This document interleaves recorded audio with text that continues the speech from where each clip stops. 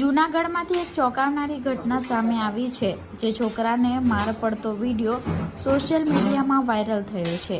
એ video જોઈને જ પરિવારને ખબર પડી કે તેમના દીકરા સાથે આવી દુર્ઘટના બની છે।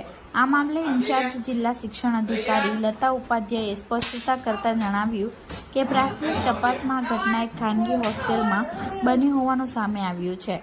તેમણે વધુમાં જણાવ્યું કે જ્યારે બાળક શાળાના સમય દરમિયાન શાળામાં હોય ત્યારે તેની સંપૂર્ણ જવાબદારી શાળાની હોય છે, પરંતુ જો બાળક હોસ્ટેલમાં હોય તો તેની જવાબદારી હોસ્ટેલ સંચાલકોની છે।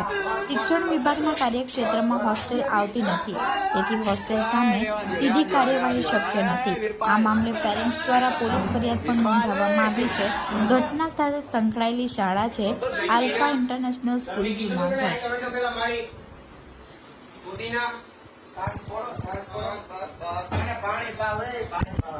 પાણી